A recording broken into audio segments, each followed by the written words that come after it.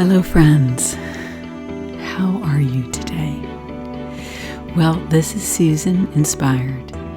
Welcome to my astrology stories. So this astrology story is going to be about the December 3rd/4th, really mostly December 4th, but solar eclipse. And I have the information in 3 categories. So we're going to tell 3 stories and they all tie together. And I've spent a lot of time working on this and researching it. So I hope you enjoy it and leave me a comment below. Tell me what you think. And also, if you could share this video, if it resonates with you, that would be awesome. And like and subscribe to the channel. That'd be super. Thank you so much. Okay. Let's see here. I do sessions and readings. I'm doing sessions and readings for 1 more week, and then I'm going to take a break and return probably sometime in the new year. So for sessions. Okay, so here are the 3 sections. The first is addressing a major factor that was on the chart with the November 19th lunar eclipse. And we want to see how that's transpiring, what's going on with that story, and check in with it. And there's some additional pieces, some small pieces to it. But the main story was around Sedna and what's happening with her. The second part of this story is this awesome eclipse.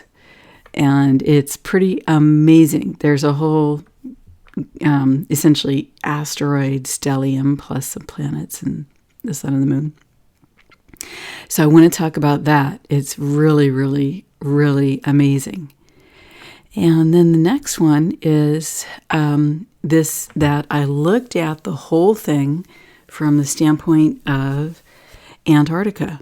And I did a whole bunch of research into exactly where the eclipse was in Antarctica and, where it would be hitting on the continent, where the core of it was, and then what research stations were near the core of the energy. And then I worked with a programmer to put that into this program, so that at astro.com. So those guys were awesome. So that I could, present to you a chart. And so I'm treating this as if those energies were born in that spot, and we're going to interpret what happened. It's really cool. But to get to this, it starts with the story of what was going on with Sedna that we saw in the lunar eclipse. I will link that video of mine below. That was my first video. This is my second video. I'm still a little bit nervous with this. So it's a lot of information, and trying to bring it in a compact way is something I've been thinking about, and I think I've got it now. So on this chart and the next chart, you can ignore the MC and the AC. I haven't figured out how to take those off the chart yet. I'm just using it for my local area. And for, it's basically, San Francisco is the biggest city. But the chart that's labeled Antarctica, that is in the correct geographic location for that for the eclipse. So that's going to be, so we are going to look at that for that chart. Okay, let's dig into this. All right, so last we were at the wheel here, we looked at Sedna, and you can see here that Sedna is still at about 28, 29. She's going to be at 28, 29 for months.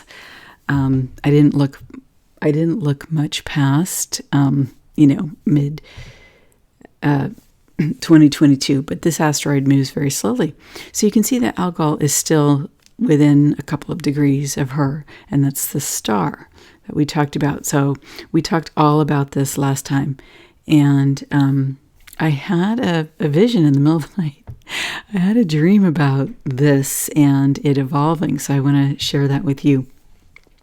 The true node has maybe moved a little closer to Sedna. It's at 144. Actually, did it move closer?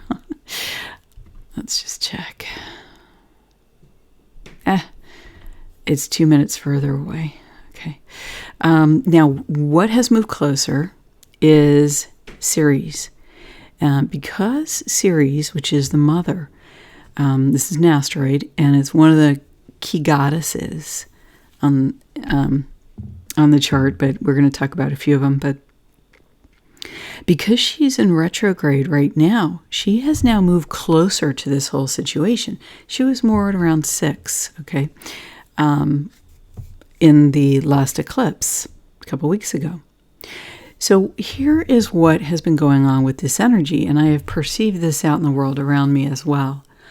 We talked about how Sedna's father, it's not so much that he directly abused her, but he did not protect her. And in doing so, she was subject to abuse, okay? And then she was subject to not raising her children. And then we talked about her father being a weak man and that he just threw her overboard, right, to save himself when they were on the ocean in a kayak. So those are the dynamics going on there. Now what happens is Ceres, the mother, moves closer. Okay, so it's like she's coming to her daughter. She's coming to be with her daughter. Okay.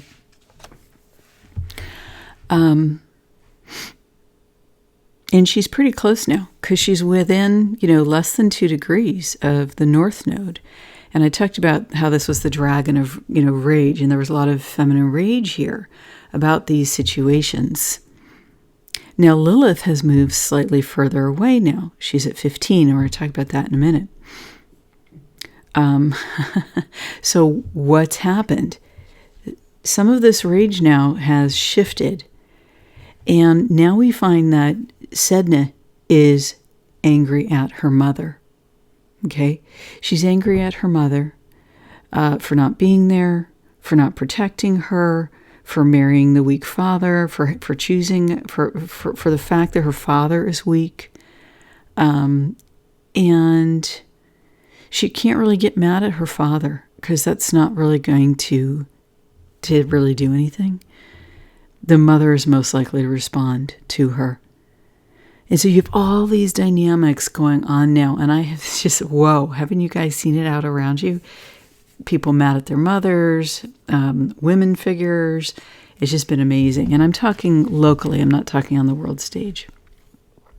Now, where's the solution to this? And I showed you some of this. We're at a new stage now. And it's so fascinating because you see here, Apollo is so interesting because I had a dream. I had this vision. And in this vision, Apollo just took his shield and bam! His entire shield I don't even know what was behind the shield. I don't remember that part. But it was these lame energies, I would just say. They were up to no good. And he took his shield and just bam! And they were vanquished. And then I saw the head of Medusa just roll through the wheel of the astrological wheel. That was pretty wild. But anyway, so that's why I looked up Apollo. And you know what I noticed? I noticed that on the last chart, Apollo was in let's see, 1, 2, 3. Yeah. Let's see, Apollo, right now it's sextile. Okay. So Apollo was I think it was in a sextile with Ceres. And so what's happened is it's now closer to Sedna because Apollo moves fairly quickly. And so it's like this, okay? A couple weeks ago, it's like the mother realized, she was a little bit further out, and she realized, she married a weak man. And if she had made the choice as a young woman when she was getting married, if she had made the choice and picked a good man, right? A man who would be a protector, a provider, a man who embodied the divine masculine, and who, by the way, she would treat with respect and honor, right? Because that kind of man is not going to stick around. If to make relationships work, there's got to be respect and honor on both sides. So it's like 2 weeks ago when the whole thing was going on with Sedna, Ceres, the mother, realized that, right? Because Apollo came into her recognition. And now what's happened is Apollo is on the same degree sextile Sedna. So now Sedna has a choice to make, as she heals herself, if she chooses to heal herself, right? Because one of the choices is to not heal and to remain on the bottom of the ocean or to be in detrimental behavior. But one of her choices is to change things up from the way that she was born and to choose a good man for herself, right? As she rises out of the ocean, walks back to shore, she is a goddess, okay? So she's ageless, and she has that ability to this time choose a good man, because she really hasn't had the opportunity to make a choice yet. She was in her father's home when he allowed the stranger to come in, who then raped her. That's a part of an Inuit story about Sedna. Okay, so she can make a change now. And it's interesting because I looked up this asteroid Tardi, and it's interesting because it was Tardi means late, okay? But it also, fascinatingly, is an asteroid named for a device in one of these science fiction adventure shows that manipulated space and time. Okay, so it's interesting because it kind of then represents, in my view, an energy of being freed from space and time. And so Apollo right now is square Tardi. So to me, what that says is that what is the timing on this and this healing of Sedna, right? Because he's in direct relationship with Sedna. And he's powered by Mars. Okay, so he's got a lot of energy for this. Mars is going to come into play in a few minutes here. In the next scene as well. But what you have here is you've got Tardi, and you've got it in relationship with Ha'umua, okay, the goddess of fertility, which we talked about last time. Last time we talked about fertility being held back alongside one of the other goddesses.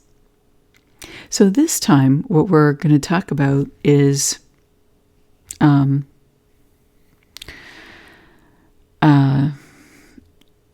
that Dijon is this. There's a longer name for this asteroid, but she is in a wide conjunction with Ha'umua, and she is the asteroid representing victimhood.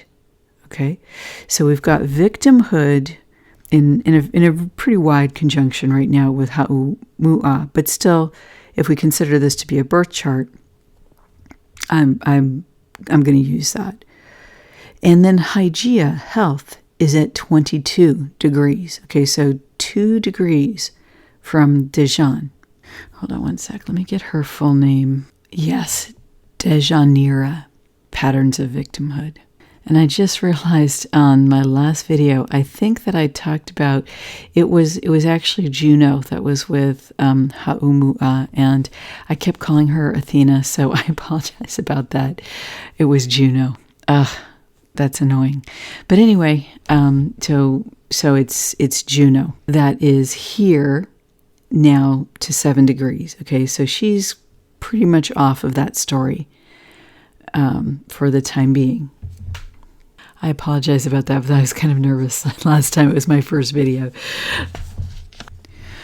So what I want to show you is that Tardi is in a trine here with Dijon and Ha'umua and with Jupiter. Okay, so to me, what this implies is that healing patterns of victimhood and issues of fertility with Jupiter, that there's a positive here, okay, that Jupiter is kind of a beneficent force in the opportunity to heal these things. But we don't know the timing of it. It's kind of separated from time right now.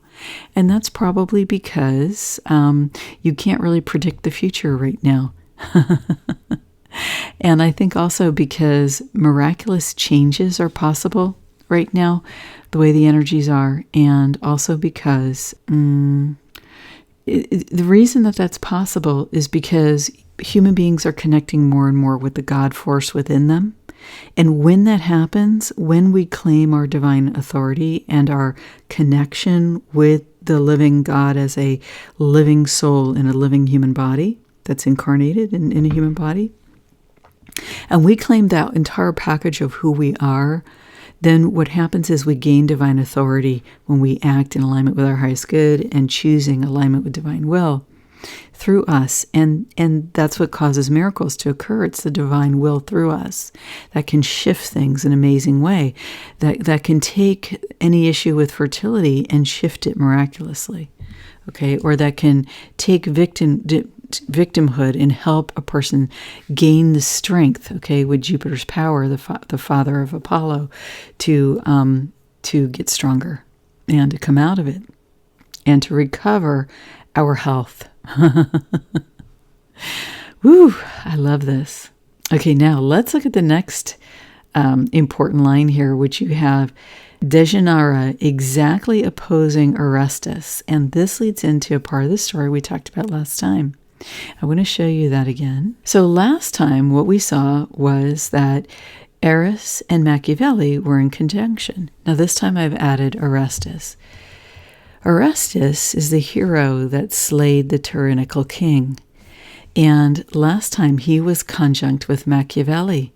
And that went great with the story that I told about that. If I had known about that, I hadn't looked up Orestes at that point. But I was explaining that Eris would probably, that she would use Machiavelli for, her plans, and Machiavelli, of course, would try to use Eris. But you see here with Orestes on Machiavelli's degree, because he slays the tyrannical king, okay, who is a really bad guy, possibly the type of guy, I don't know if he would listen to Machiavelli's advice, but Machiavelli, well, he's in the shadow of darkness there with his how he advises the king, right? So it's not a strong position for Machiavelli, and you can see that it was square with Pluto. Okay, so now let's look at how that's evolved in this eclipse. Okay, so the way that it's evolved is that Machiavelli has now moved on to the same degree as Eris, and Orestes has also moved closer to Eris. Again, they're all square, Pluto, and now Venus. Now this is really interesting. And again, you see that there are these forces here that are conspiring against strategies that are manipulations to service to self, right? Or to service to a very few. To service to a ruling class, for example, that only serves a very few. Okay, so let's look at what's going on down here. When you take a look at Pluto in Capricorn, okay, Pluto's now moved to 25 degrees. It's really interesting because with Venus moving up on Pluto like this, Venus is about what we value, okay? And Venus is out of bounds right now, which is just, it amplifies her energy. Now, Venus is the goddess of war, but before even that, she's the goddess of value, and that's one of the reasons why she's the goddess of love. So as Venus moves closer to Pluto, okay, Pluto starts to come into a vibratory effect with true value. Oh my goodness, it's my dog. Pluto comes into vibratory closeness with true value. And this is very powerful. Venus is a very powerful force here. And the force for the highest good for Pluto, right? Because the ascended Pluto or the elevated Pluto, can there be destruction? Yes, okay. But what Pluto destroys, and my friend Andrea, who tutored me on this, I linked her blog in my last video, and I'll link it down below again. Perhaps we will do a collaboration about astrology, and that would be really fun. But anyway, I learned this from her. It was just a stunning insight when we talked about it for me to hear this. But it brings out the divine in what it destroys. It frees divinity from old structures, from what's not working, and that's the death and rebirth aspect. And in Capricorn, of course, we're looking at that affecting structures of government. We're looking at it affecting long-term, very established structures. We certainly see that around us. Now, if you remember, okay, here's another reason why this is so powerful. Because the sun, during the eclipse 2 weeks ago, was in sextile with Pluto. And I talked about how it was shining a light onto Pluto.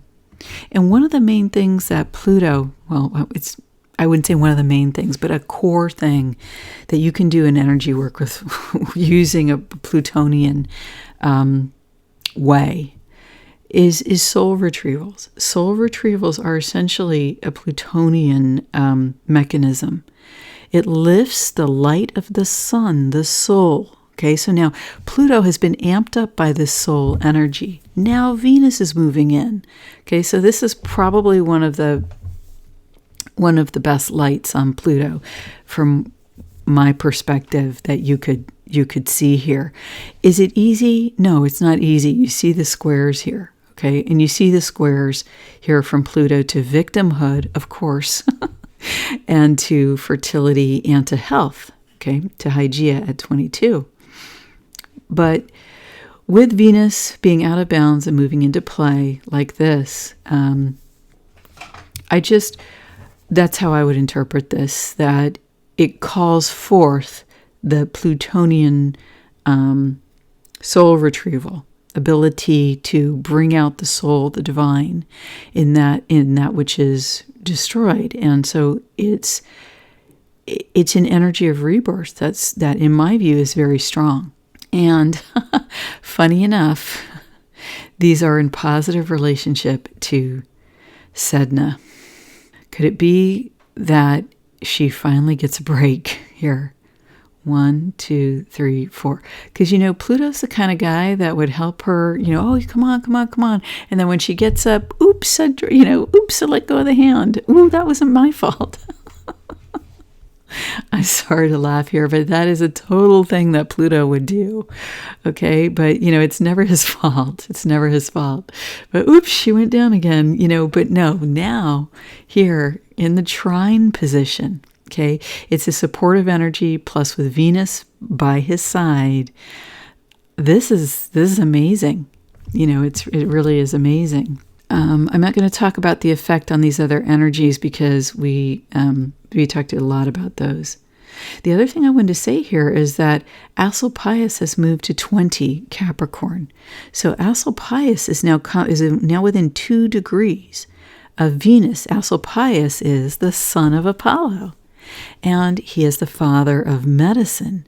So where Hygeia, okay, is the asteroid of health, the goddess of health, Astrolpius is the father of medicine.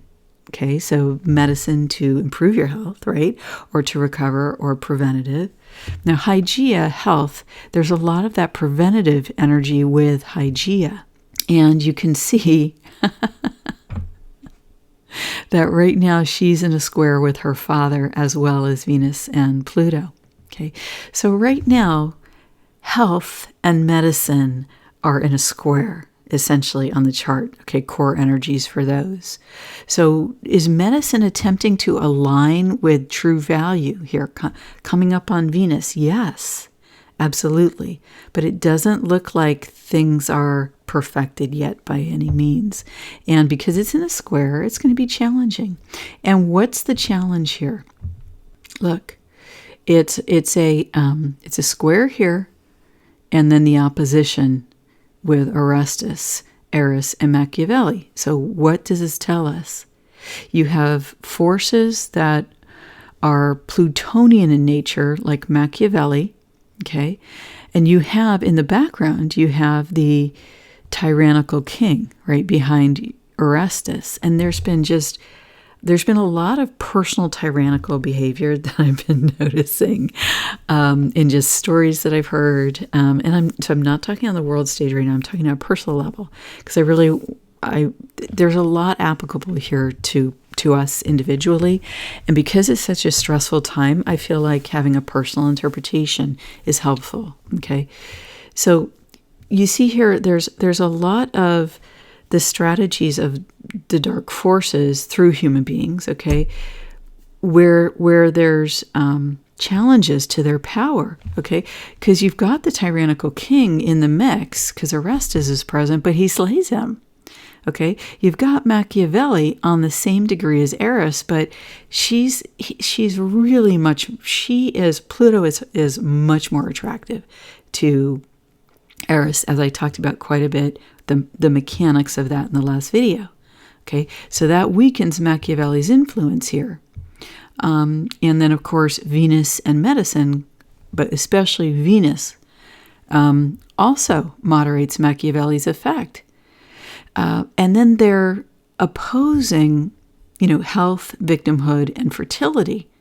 So this isn't easy, but do you think that Eris is going to overall be pro-health, pro-victimhood, pro-fertility?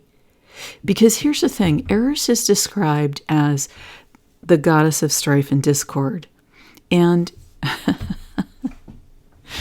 I know it's weird to laugh about that, but just thinking about the past, that's all. It's better to laugh at our laughing to overcome our troubles, I think, is the best approach I have found, and Andrea taught me that as well. Thank you. So listen, here's what it is, okay? Eris is the sister of Mars, the god of war. So you can view Eris as goddess of war. In my view, here's where she starts to cause strife and discord in our I'm going to talk about our personal lives. If there's something that you, from within, you feel prompted to do for your health, okay, and you're not doing it while Hygeia is squaring Eris, okay, Eris, you can use that energy of the goddess Eris to support you. I mean, that is a strong woman. She is the sister to Mars, and she's his equal, okay. So you can draw strength from within, understanding the feminine archetype here. But here's where strife and discord happen. If you then don't act on, there's a lot of action here, because first of all, Eris is in Aries, the sign of action, and she's sister to Mars, who's obviously pro-action. Okay, so is she. So if you don't take action in the physical world, strife and discord start to happen around you. Okay, so that's the key there with Eris. That strife and discord happen when you don't act in alignment with divine will, when you've been guided that way. Okay, so I'm taking it to the personal here. Same thing with victimhood. Okay, if you've been guided to do something to lift yourself up out of this, and I'm going to use tardy here. Being freed from space and time. Okay, how could that lift you up here out of negatives with any of these energies that these three asteroids down here represent? Okay, the way that you could do that is you could bring in the divine force. Okay, so obviously, if you're dealing with your health, you should use medicine and consult a doctor where you personally feel that's necessary. That's your personal business. So I'm talking about energy here because we're looking at the astrological energies. But if you're freeing yourself from time and space, essentially, okay, and first of all, why would I also say free yourself from time and space? Because if you use prayer, if you use meditation, if you use energy work, you are using forces that at their basis work because of the divine source energy that you call in doing this, okay? And I'm talking about doing this at the highest levels of light as a human being that are accessible to you, in alignment with the highest good, in alignment with divine will through you as you see it, okay? In alignment with, who you are as a soul, source level soul, that kind of thing, okay? So that inner prompting from within you, that comes from God, essentially the Most High, the creator of the universe. So here you have. So when you do that, you're able to heal things. Like, for example, if victimhood comes from the past or a past life, okay, using these kinds of techniques, you can lift yourself out of that energetically, which then, you can leverage that into healing your thoughts, healing your emotions. Okay, and then you can take steps to heal your physical body as you see fit. And, so that can apply to all of these areas here. And then we've got Jupiter, okay, beneficent and in Aquarius, okay? So new techniques, new innovations. So using the divine source energy, using fifth dimensional higher technologies. Prayer is a technology. You can see it that way. It's a human-based technology. It's about human and God, the Most High, the creator of the universe, the spark of the flame within. Prayer is a technology. Okay? It's a human-based technology that we have access to and we can learn to use effectively when we learn how to have discernment, how to connect with our soul, how to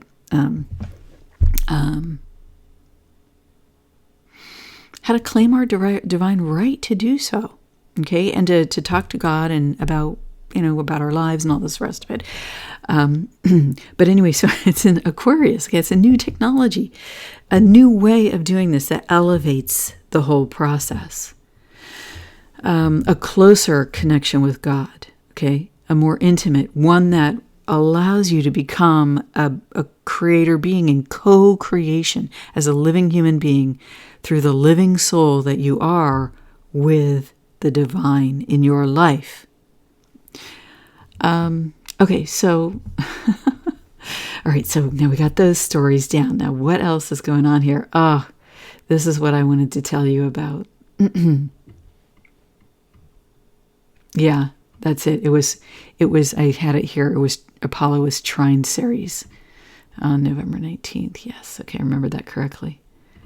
All right, now here's what I wanted to, no, not that one. I want to show you, okay, I don't have it written down here. I thought I did. Antares is currently exactly conjunct at the solar eclipse Neptune. Antares, Anteros. So Eros here at 3 degrees of Aquarius, right here, is exactly conjunct Angel. Isn't that nice? That comes into play in a minute. But so Antares, it's a potent and powerful force. It's exactly on Neptune, okay, in Pisces. Pisces usually is in the 12th house. Now these houses where they're placed, it doesn't matter because the location here isn't important because we're just talking generally about the energies. But Pisces is its 12th, it's native to the 12th house, right? So you're talking about illusion, shadow, and it being hard to access those feelings sometimes. And so with Antares, what is that? It's called a return to love. Some descriptions are about the opposite of love, but here's how I see it, and it comes into play in this eclipse in another part of the chart. How I see it is it's more like long-term love, okay? True love, rather than the rash and quick eros, right? The erotic, like you're drawn to each other. It happens really fast. You get together. But ant-eros is something that's much longer lasting. It can also be denying yourself love for some reason. And so if you personally have been having these feelings around feeling lonely, okay, around feeling the lack of love in your life, around when am I going to find that right person for me, okay, that is right exactly conjunct at 20 degrees Neptune at this eclipse, okay? And I think it's within like 2 minutes conjunct. So it's a powerful, powerful influence at the moment. And these feelings, I mean, wow, it's very, very, very challenging. And they play into the energy of the eclipse right here with the sun in Sagittarius. You see that? It's a very wide square, thank goodness. But you see how that pings up here, right, to the true node, which is conjunct Sedna. Do you think Sedna felt lonely? She did. Okay, and she's not longing for, she's most likely not longing for that quick, hot, impulsive love, right? If she recovers herself, she knows what love that isn't honorable is like. She knows what love that doesn't last is like, okay? Because it's a myth, okay, and we don't have all the details. We know that the father let the man into his house, and he slept overnight in the house and impregnated Sedna. Maybe she was attracted to him, okay? Stretch there because we're talking about Greek mythology, but you never know, okay?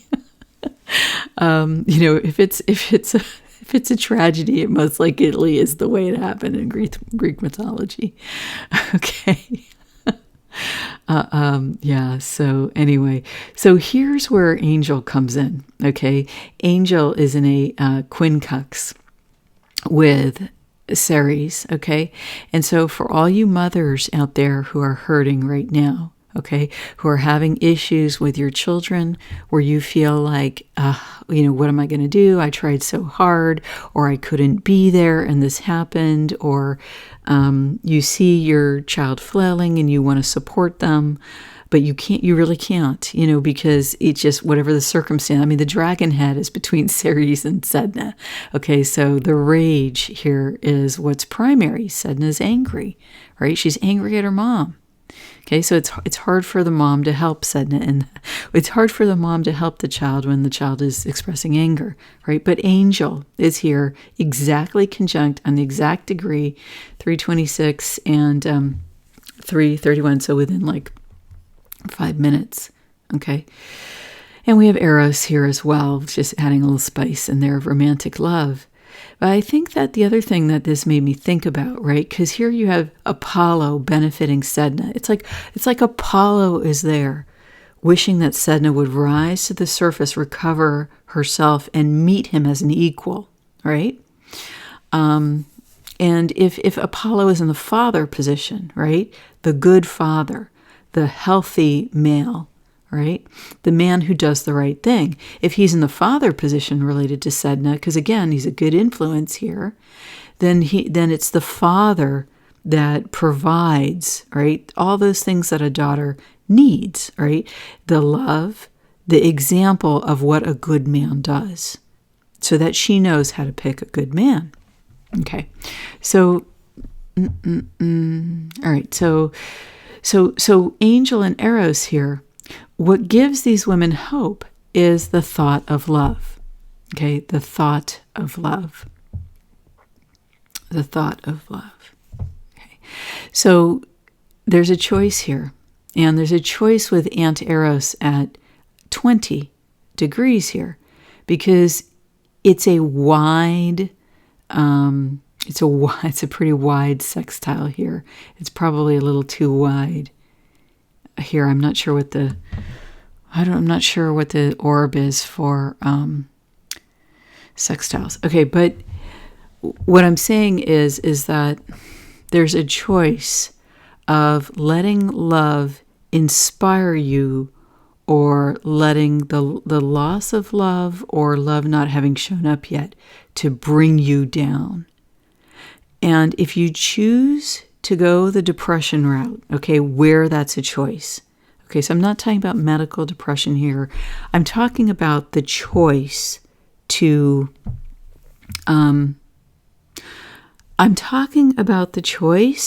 this is what I call the offer. Okay, because sometimes these emotions are just part of the energies at play. It's like they're an offer at your door. And you can open the door and let them in or not. And by that, what I mean is not having them come into your field, okay? Because that's an old way. I'm talking about elevating our process here. Aquarius, right? We just talked about elevating human tech. This is a human technology. So here's how you elevate this and improve the human technology. You sense the feeling, you say, is this mine? If it's not yours, okay, if it's not related to an actual something that happened in your life, you have to develop the discernment, or you are able to develop the discernment to figure this out. Okay, you ask within your heart. If your heart resonates, it's a yes. If your heart kind of closes or there's no energy, it's a no. But you can also use body kinesthetics, kinesiology, to get yeses or nos from the body, so that your mind, see, when you use these body, the heart, and other forms of kinesiology for the body, your mind doesn't get in the way, your thoughts don't get in the way, you get a pure connection with the divine. And I'll even say, before I check in, I'll say, okay, this is what I want or this is what I think the answer is. Now I give that to God, and I ask the divine to flow through me and tell me what is my highest, what is the truth here for me? Is this mine or not? Okay, so that's what's going on here. So you can choose, right? Where's my love? Or you can choose this both ways. You can choose erotic love to motivate you, okay? Or you can choose a return to love to motivate you, okay? The idea of a long-term return to love, of healing the self. We talked about this, was a major theme in the November eclipse. Healing the divine feminine, becoming fully embodied as the divine feminine, and then, having your relationship with the fully embodied divine masculine. And we're using Apollo to represent that right here in the chart, but also Orestes, okay? And I forget who we used last time. It was another major player who had who ended up, it was the guy who saves, in the Greek mythology, it was the guy who saves the woman who's chained to the rock, who was offered to the sea monster by her father. Nice, right? Okay, so now we're using Apollo in this chart because he's stepped in. All right, so you see here that the power that the divine feminine has when she is in her full force, because you see the power of Venus here. She's in her full force. She's fully embodied. Her energy, she's out of bounds, okay? Meaning that she's very potent right now, and there's a mathematical way to determine that. But which I learned from Astro Victor. He's a great teacher. Okay, so let's see here. Okay, so this is where I want to leave this. And then the next topic is going to be on the eclipse here with the sun, okay? So this is what I want to say to you, okay? If you're a woman, okay? If you're a man, okay? So let's start with the women. This is what I've found, okay? Here you have some very challenging, potentially emotional situations, okay? So if you're a mother, if you're a father, if you're a son or a daughter, you're definitely one of those, okay? A lover, So you can see here where the woundings are, okay? And then woundings around health, which is a big up for everyone. Woundings around victimhood, okay? So what I want to say here is what I want to offer a suggestion for a solution. And we saw how the energy of Eris is transformed, right? How it acts when it's in alignment with divine will. How Eris wants to bring about, okay, that which is within me that is in alignment with divine will. And if I don't do that, she throws a fit, okay? She's all bitchy, you know, I mean, almost like Lilith-like, okay, in that, you know, but not just that, like she's going to cause a scene. It's a little different than Lilith, but still can be very dramatic.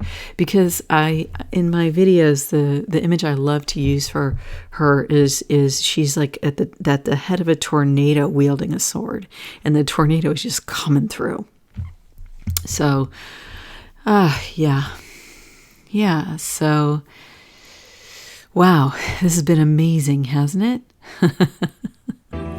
Okay, next video, let's take a look at the sun and the eclipse and what is happening there.